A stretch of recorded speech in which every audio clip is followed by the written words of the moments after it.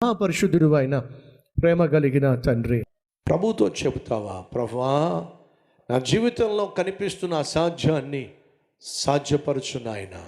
అయోగ్యుడినైనా నన్ను వాడుకొని అసాధ్యముగా కనిపిస్తున్న దానిని సాధ్యపరచయ్యా. అప్పుడే కదా నా విశ్వాసము దృఢపడేది, అప్పుడే కదా నా సాక్ష్యము బలపడేది, అప్పుడే కదా ప్రజలు నన్ను నమ్మేది. అయ్యా, నా జీవితంలో అసాధ్యాలు చాలా ఉన్నాయి, ఆయన సాధ్యపరుచయ్యా. గతాన్ని చూస్తే భయం వేస్తుందయ్యా, చుట్టూ చూస్తే భయం వేస్తుందయ్యా.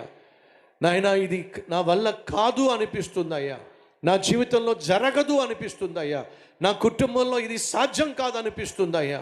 ఏది ఈరోజు అసాధ్యం అనిపిస్తుందో తండ్రి, నీ మహా కనికరము ద్వారా, కృప ద్వారా, అదృశ్య హస్త బలము ద్వారా అయ్యా సాధ్యపరుచయ్యా.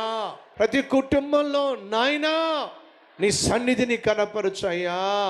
చదువుకుంటున్న బిడ్డలకు జ్ఞానాన్ని ఇయ్యయ్యా. వివాహ వయసు వచ్చిన బిడ్డలకు చక్కని సంబంధాన్ని ఇవ్వయ్యా. వివాహమైనటువంటి దంపతులకు చక్కని బిడ్డనివ్వయ్యా. యేసు నామం పేరట వేడుకుంటున్నాము తండ్రి.